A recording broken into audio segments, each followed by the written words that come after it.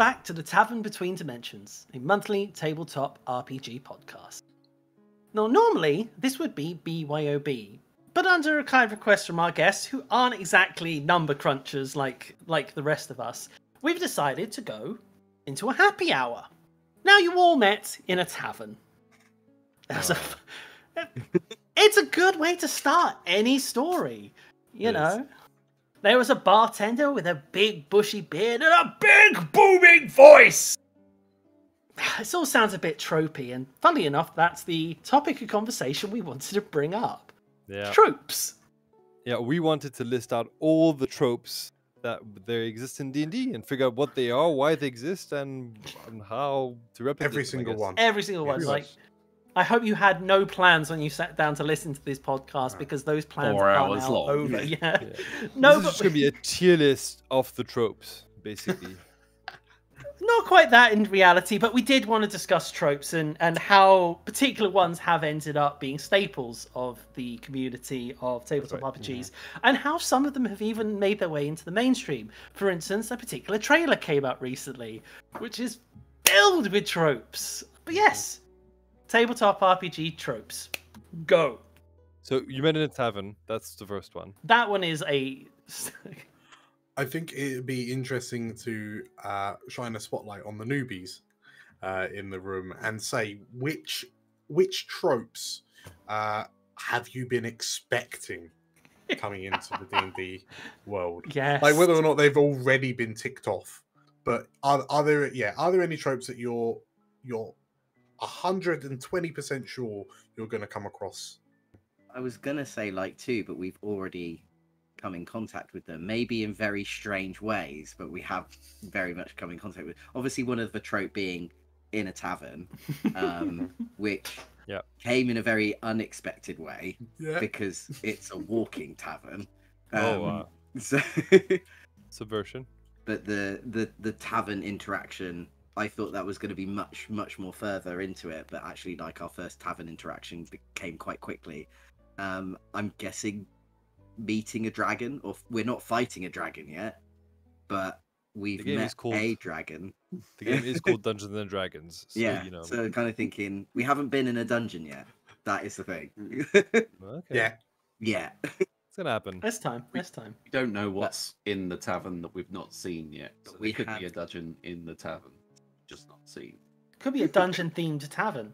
Yeah, we have met a dragon, but it was a fairy dragon. Yeah, that we met.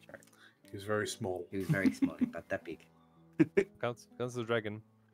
I've got another trope for you, which is unless you're playing a Waterdeep campaign or say a homebrew, every single party are motor hobos. You just are. You do not have a place of residence, right? You do not live anywhere. You just amble about murdering monsters, and you get paid handsome amounts of money for it, and yet you do not buy a house. Like, explain that to me, please. Yeah, that's not how reality works. I can imagine it now being a bit like Fable, the inevitable computer game, where, like, as soon as you bought a house, you just became the richest person in the game. It's just like if you actually owned a house, you'd be some sort of like tycoon in D&D. So, yeah. There's no rules for real estate in D&D, right? As far as in the DMG, is there a rule for buying a house or renting an apartment? I don't think there is, right? They just give you lifestyle, modest, poor, squalid, and rich. There is a really cool supplement, which is basically about, so you've bought a property, what do you do with it? And it's mainly meant for castle building, but it's things like, you know, how to build a cottage, how to build a house, how to turn that house into a tavern, how to turn that house into a shop, how to turn your castle into a where. And it's basically like, it's this really fun, like, thing to do once your players do take their first step, you know, onto the property ladder, because unlike reality, your characters probably could buy a house. Chris, you got excited there. I'm going to add to that to be trope. Trope as in hiring other people to do a job for you. Like, you are a party and you don't really want to do the house building yourself. You have to hire somebody in D&D. Fantasy builders. Yeah. Fantasy contractors. I'm going to go back on that trope and say, actually, there is a very good reason not to have real estate, a house or something. It's because whenever you do, the DM will inevitably set it on fire and Drop a dragon on it. ruin it, and or make you bankrupt, which is exactly what happened in our Waterdeep campaign, where 3 separate tragedies occurred to our tavern. And it was only at the end of the game where we actually got to enjoy our well-earned. 2 of them involved arson. Yeah. Yes, it got burnt down twice. So maybe it is warranted to not have a tavern or a house in D&D. Well, I think some other ones we haven't discussed yet are the very sort of staple class tropes. You know, there are definite class tropes. I've been guilty of one. Group is very much a trope. He was the. And Grog also falls into this one, the unintelligent barbarian. Then you have the lawful good paladin. The lawful good paladin, the kleptomanic rogue, the selfish rogue. The lawful stupid paladin, yes. Yeah. Lawful stupid. Or awful good, depending on... awful good, yeah. Yeah. Rogues are all goths. Have you had the overly horny bard? Overly horny bard. Yeah, overly horny bard, yep. Are we just listing out Critical Role's first campaign here? That's really what's going on. We're just slagging them off. I have to say that the first campaign, as good as it is, was filled with tropes. But they definitely took those tropes and, sometimes elevated them. So, I won't always speak ill of the tropes they did, but it was a very trope-heavy campaign. Yeah. I mean, talking of tropes as a general thing, we can very clearly say that they are present, and they're tropes for a reason, right? But do we think having the tropes, deliberately having the tropes, is a good or a bad thing? Discuss. Neutral. It's neither good or bad. They just are. It depends because sometimes you can use tropes to subvert expectation, as Anton mentioned earlier. So you could lead them in with a trope and then flip that trope on its head. And as players, you usually, because you're so in that mindset of we're meeting in a tavern, fine, so let's all meet in a tavern. And suddenly the front door is kicked in and you're arrested because of some... Or the tavern is a mimic. The tavern is a mimic, Flip that narrative on its head and make your players sit there and go, this isn't what happens in a tavern, we just meet! So I kind of sometimes like tropes because I like to lead them into somewhere and then be like, oh, that's a nice rug you're standing on. But then isn't the idea of subverting a trope now becoming a trope? It itself is now a trope, yes. I think the Tropeception! Is it actually not a trope to not subvert the trope? In fact, embody the trope. I feel like a lot of my characters it's what I do. I take a trope and I subvert it. That's quite often something, that can be done as well, which is interesting. I find. I have to say, I have played a game where we met in a tavern while we were in a pub. So we literally met in a pub to play in a pub. That's trope within a trope there. Getting a bit meta. Chris and Nate, where you've had more experience in kind of non-D&D games, do you find that the plague of tropes is as prevalent? Would you say it's as prevalent in other RPGs you've played?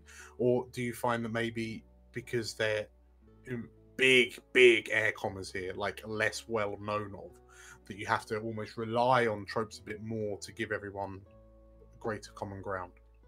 I think if you're playing something like Cyberpunk, for instance, Cyberpunk 2020, or any Cyberpunk-esque game, you're going to come up against all of the tropes. Your netrunner's going to be a massive nerd. Your with a mullet. Yeah, with a mullet. Your assassin's going to be like a rogue, but on drugs. I don't know. Yeah. Some point you'll come across a cyber yakuza. Yeah, exactly. You will meet in a cyber bar of some sort, and it will be full of flashy neon lights, but there'll still be drinks available. So the tavern is forever tangible. I suppose what's interesting is that, you saying all that, and I kind of sit back and go, well, sure, because it's like a cyberpunk, dystopian sci-fi future. Which And in a itself way has tropes. Yeah, right. But like in a way, if you were to sit down and play a cyberpunk game and then it didn't have those in, you kind of go, well, that would be weird. Is this cyberpunk? Yeah, and it would just kind of players kind of would want those tropes. That's why they've sat down to play it in the first place. If you play a Western and there's no horses, are you really playing a Western? Yes. And again, you have to have a saloon. You have to have your tavern in a Western. If you don't get to push those swing doors open in a Western... And make the piano stop playing. Exactly. Everyone look round of you. Slow walk to the bar with your hat. But that's, as you said, with a Western, that's a trope you have to have. If you're playing there's a Player by the Apocalypse game where you all get to play Looney Tunes characters. Oh, wow. So the trope is you all have to take a wrong turn at Albuquerque. Yeah, one of the characters carries around a big mallet with them, because you can produce weapons from basically anywhere because you're in Looney Tunes. Yeah. And the Looney Tunes tropes are all there for you to just kind of rip out and just be like, I think for people it's content. It's an easy way to create content without having to overthink it. Yeah. So, I mean, in which case, what could we consider to be bad times for tropes? I mean, for me, I find that if you're using a trope very lazily, because you haven't really thought about it anymore, it's not an inherently bad, negative trope, but just kind of going, oh, the village blacksmith, it's a dwarf. And it's the little shrug of the shoulders, the twitch of the lip that goes, I haven't thought about this. So sure, let's. Oh, the dwarf and the elf don't like each other. Yeah, sure, why not? That's a bit dated. Do we feel that there are any other tropes that, the presence of tropes might not necessarily be particularly welcome? I think if you're going to be, I think it's really judging on the sort of players that you're playing with as well. Because if you've got brand new players who are just oh, when are we going to be in a tavern? They're kind of looking forward to that trope, and they may be playing along with those tropes, and it's just they wouldn't really see the kind of they wouldn't see the whole repeatedness of the blacksmith, the dwarf, he hates the elf down the road. But if you were then playing with more seasoned players and you use sort of that, I think some of them would just be we've heard this all before. So I guess it's sort of judging your players on what sort of tropes will work, because some of them might be quite excited to kind of this is what's brought them to D&D, because they kind of want to play these, they want to play the noble paladin, they want to play the sneaky thieving rogue, and they will quite happily lean into those. And then when they start really engaging with it, then they can start going away from those tropes and actually build up their own characters from that. I think any trope, it's all right doing it once, and then once you've done it once, don't do it again. Or just continue doing it for repeated, because apparently repetition is comedy. Yeah, repetition can be comedy. It stops being funny, and then it starts being funny again. Yeah. We don't know how long that gap is between one and the other. The long gap, I'm afraid. Yeah. Every single village has a xenophobic dwarven blacksmith, and they're all cousins. I did think of a kind of another trope, but I think this is just something that a lot of players happen to. The adopting of an NPC. Because we seem to kind of adopted two so far in our campaign. Both of them called Gerald. Or some sort of animal. Yeah. Of some sort. Yeah. Some sort of... Yeah. NPCs and animals, bad day there. Chick for us. In our Waterdeep campaign that Julia ran before, which the first kind of dungeon we went into, the sewers underneath Waterdeep, we stumbled across a goblin archer, goblin crossbowman, and we decided to adopt this little git. And it was so spur of the moment that Julia had to come up with the name of this goblin on the spot, a bit like Jick actually.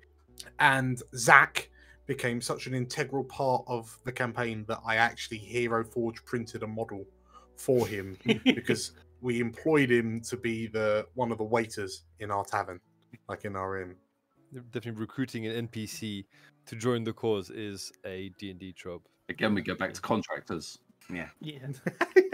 For my Neverwinter campaign, they adopted an NPC and ended up I had to turn him into literally a main character because they just wouldn't get rid of him. So this character, Dan ended up playing 2 characters because we had his character and the character they had adopted and demanding that they come with. So I was like, fine, just turn them into a PC. They're a cleric. Do what you want. But it was a lot of fun because they needed this person. I was like, all right, fine. So we did mention, obviously, that there's been a certain trailer that's come out quite a while ago now from the time that this episode airs, but the D&D movie is there's definitely going to be tropes in there. Like, we've already seen it. Will there? Do you think so? Well, there's already been a few in the trailer. Yeah, there's going to be tropes that are also renamed as fan service. Yeah. You name me any Marvel movie or DC movie that doesn't have fan service or tropes available in it. You know, how many Batmans have we seen where Batman's always really talking like a Batman, you know? It's just like, okay, cool. So Batman's got a bad voice when he wants to be Batman? He's gargling marbles. Pounding lozenges in the Batmobile on the way back to the mansion. Prepare them, Alfred. I'm coming home. I'm sorry, who is this, sir? It's me, Batman. It's the voice, Alfred. Hey, Bruce Wayne, it's been a tough night. I've had to shout at a lot of criminals. I got very hoarse voice. I like the fact that Carl just said that Batman introduces himself to Alfred as Batman. It's me, Batman, Alfred, let me in. Prepare the lobster thermidor. So I was saying on the D&D film, on the trailer specifically, that there already seems to have that murder hobo vibe. They all seem quite chaotic, which is fantastic. Which is absolutely the vibe we want to go for. Probably dragons, probably some dungeons. There will definitely be some... There's definitely been an owlbear. There's definitely, you can see in the trailer, there's some dungeons. I think they're saving the dragons. Skeletons. You know, well, there was the mimic in the trailer. Mimic. Well, you say that, like, in the trailer, there's already 2 dragons. And there was a part of me that expected... Oh, there was, yes, at the end. Yeah, so there's a part of me that expected... It is dragons plural, so... Right, like, yeah. Dungeon and dragon, singular. But no, like, when you look at the original film, which was also very, very trope heavy, even so kind of tongue-in-cheek trope heavy that they got the chap from the Crystal Maze to be the dungeon master. Yes, they did, didn't they? Like, they're really leading in on Richard O'Brien. But like, there's a part of me that thinks, because this is, for mainstream media, so we employ tropes to kind of get everyone on the same page. I know there's a red dragon at the end of the trailer, spoilers, but the fact that you see a black dragon do the flyby in the middle of the trailer, I found interesting because that's not an established trope, right? Like, what you look at it and go, oh, what is he spitting out at them? What is that dragon spewing on all the people? And like, we know, that's acid, and they are not having a great day, all those people that got hit by it. But like, to have that front and center, just to say, look, like, we could have gone with a fire-breathing dragon and everyone would have gone, oh, there's a dragon.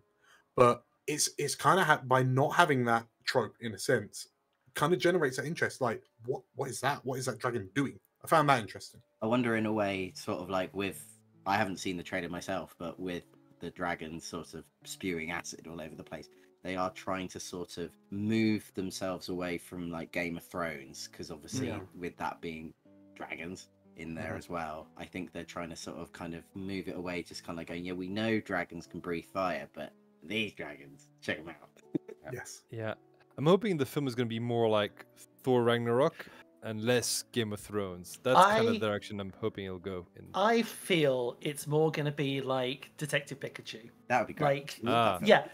Fundamentally, and I understand the sort of irony of that, given one of the actors that's in both movies, but it was a very fan-heavy film, and the general populace went and watched it, was like, it's colourful and interesting, but the Pokemon fans were like, oh, that's Hitmonchan, but that's... I feel like you're going to have someone's like, why is that person jumping into a big square jelly? And there's that D&D person in the corner going, oh my god, can't you believe they're never going to pass that grapple check. Exactly. Same with like the recent Sonic the Hedgehog 2 movie. Mm. Like, it sort of went past the general public, and they were just kind of going, "Oh, it could have done with more people in it." But then it's just like all the Sonic fans, myself included, was just like, "Oh, the emeralds! Oh, it's got Knuckles, and he does the thing! Ah!" and like that. And Yeah. Are we saying that the D&D movie is going to become the next, like, things that happens while you watch movies, sort of trope itself, where in some movies, if you're watching The Room, you bring spoons along to throw spoons in the cinema. it's going to be a you throw Rocky rice, picture show. Picture show, sort of like. Is it going to turn into that? I mean, we can make it happen. Yeah. When the gelatinous cube comes out, everybody just starts eating jelly, apart from Anton, who hates it. I'll bring custard instead. Oh, a trope we missed. Not ones. Not ones are D&D tropey, right? Yeah. I suppose so, yeah. Yeah. No Or the one's equivalent, Christmas. a failure of some sort. Yeah, but that one is massive very failure. specific. And that one is a massive failure. Yeah. You know, if it's a nat one that you've just completely messed it up, and there will be some humorous consequence. It's the same with double ones and Powered by the Apocalypse. Yeah. And double sixes. So Okay. that's your. And so I'm hoping that there will be a nat one in the D&D movie. That would Do you be think good. they'll actually be rolling dice within the movie? Sort of like that would No, be but like amazing. the visual representation of a nat one where somebody falls down some stairs and splats their face into a cake. You know, I that's did just love me. someone's description about it is like they all look clumsy and they look like they not really have a clue, and someone rightly pointed out that's exactly how D&D is. Most of the time you're rolling low numbers, you're not succeeding on a lot of stuff, and occasionally you'll get that 19 or natty 20. The truth of the matter is this film is actually a two-parter, but no one's entirely sure when the second part's coming out. We'll have to figure out where our schedules kind of coincide with one another so we can get the second session in. Irrelevant, but how long do you think it will take before somebody like overlays dice rolling like on the actual stunts? So like when the stunt goes well, they'll figure out which number they rolled. Wait, this Like I reverse can, engineer. I can see the cogs already turning in Dan's head. Like, how can I do this? We'll have to buy like audio descriptive tickets for the thing just to see if actually you see the dice rolls and the combat text.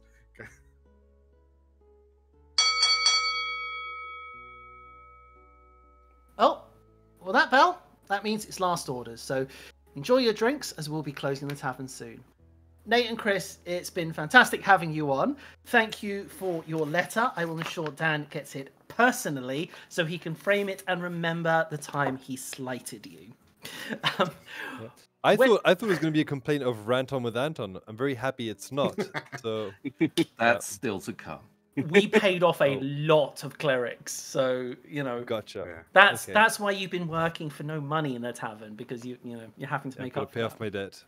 Nate and Chris, where can the people find you? Well, the easiest way to get hold of the Rough Sketch podcast is go to roughsketch.online. We are on all major platforms. You can find us on Twitter. Just type in Rough Sketch Pod on Twitter, and I think we're Rough Sketch Podcast on Instagram from memory. Pridecaf, we are at Pridecaf on everything. So that is PRIDECAF. So not as in cafe, as in Comic Art Festival. So CAF at the end. And pridecaf.co.uk for your web browsers, and then you can find us for your web browsing needs. For your web browsing delights. And then if you want to talk to us personally, you could do that via like other things. It's all linked. You'll figure it out. Yeah, you'll find them. We'll include the major links down below. Yeah, and all your personal numbers as well. Anton, you've been doxxed.